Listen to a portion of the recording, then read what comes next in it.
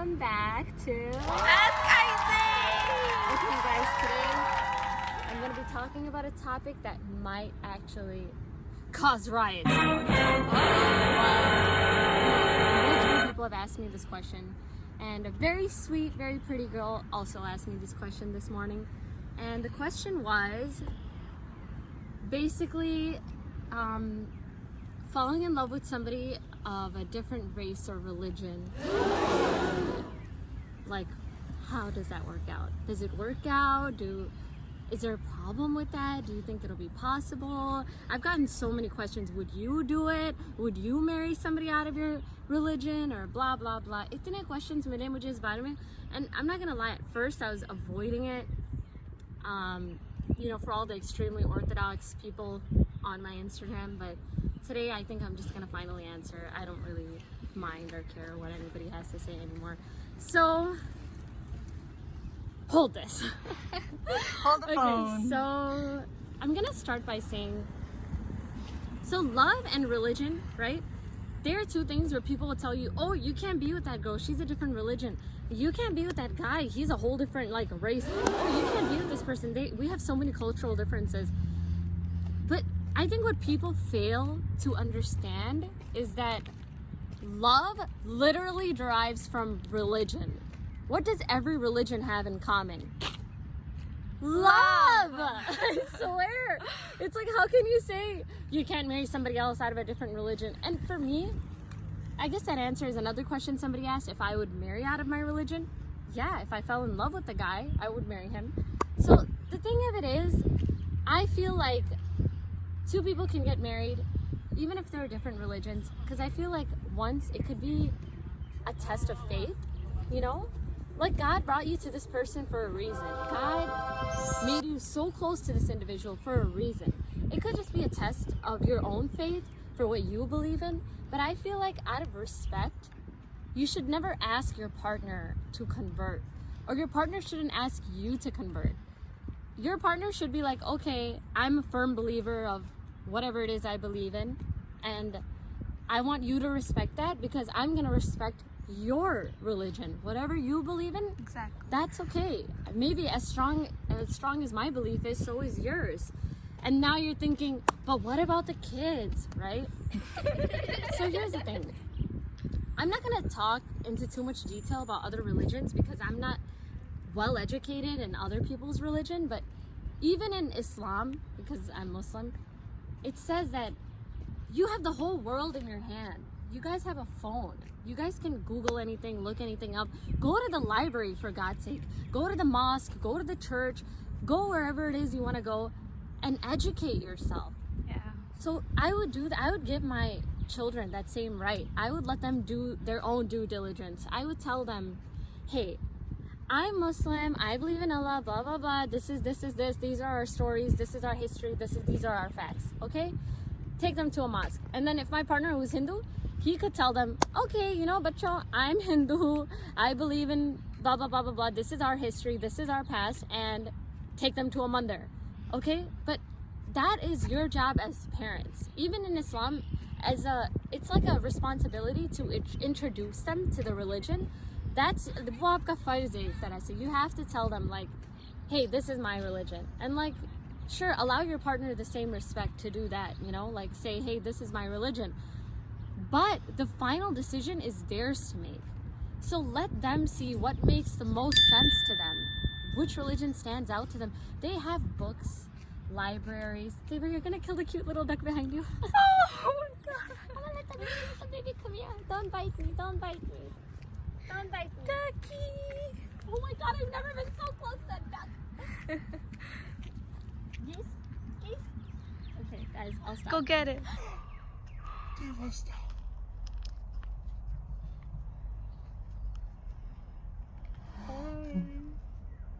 think I could touch your stuff? No.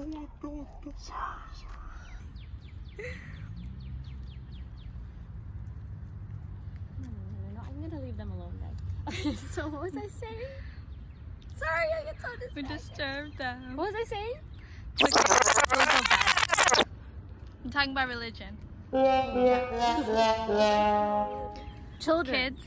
Children and religion. So yeah, they have all the equipment they need. They have all the tools. They have libraries, books, phones, friends, places, house of worships, you know. They have all these utilities, and Yeah. they should actually take advantage of that. So you could do your job as a parent, as a concerned parent, tell them about your religion, but let the final decision be theirs. And don't be scared if at first they choose a whole random different religion, like, I believe in rainbows. okay, don't be scared, because as you grow up and as like time goes on, as you mature, they're gonna come to an actual final decision. Of course, you don't want your children to be entirely confused about what they want to be. You don't want them to feel like they're taking a side. Let them know, like, I respect your mom's religion. Whatever religion she is, I respect it. So you should too. Let them know that the mom respects your religion as well, you know? If you guys don't cross the boundary of respect, your children Yeah. will not be confused growing up. They will feel like whatever I choose, I'm on both sides. You know what I'm saying? Yeah. So and they could have been in your life as a test of your faith. Like I said, you can't just be like, I love this person, but because you're a different religion, bye-bye. It doesn't work that way. Like, know. you can't just be like, whatever religion you're in. If I'm Hindu, I'm gonna be like, but Bhagwan or whoever it is brought you to me for a reason, right? And if I'm Muslim, I'm gonna say Allah brought you to me for a reason. You don't just meet people. You never just meet people. Even somebody you see on the street, if you give them money or, you know, if you're donating, whatever you do, it is for a reason. Yeah. You know वो कहते हैं ना, खाने दाने दाने पे खाने वाले का नाम लिखा होता है. It's destiny. Whoever you meet, it's your. I mean, of course, God gave you a brain, right? So you can't just be like, oh, my parents want me to get married to this person. I met her for a reason. I'm gonna marry her. No. अब यूं भी नहीं समझना. Don't like manipulate the things I say. But God gave you a brain. God gave you options and choices, and the brain is to finally make final decisions, not just like, you know, if you have different options, like, look into all of them, pick the best one for you. Which person makes you a better person? Who makes you feel happy genuinely? And like, I'm a little disappointed actually, because I had a friend, I wasn't gonna say this, but I feel like they manipulated everything I said in one of my videos, and I just feel bad because they turned it into this whole thing of revenge. Oh, so the best revenge is to be laughing in front of my enemy. They missed the whole concept of my last video. No, the best. First of all, I didn't say anything about revenge. You don't need to get revenge. If you're truly happy, if you're truly successful, if you're truly at peace with yourself, if you're finally blessed with everything you wanted, who cares what other people say? Who Yeah. cares, as in, you don't need to get revenge. You just live your life and they're watching. Everybody's watching, you know? Exactly. So you don't even need to say like, I'm gonna laugh in front of this person. I need to get revenge so they think I'm happy. But thinking you're happy and knowing you're happy are two different things. You pretending to be happy in front of somebody else, that shows. They know you're just saying it so they get the message, right? But if you're genuinely happy, that's a feeling. That's when they look at you and think, I'm scared of this person.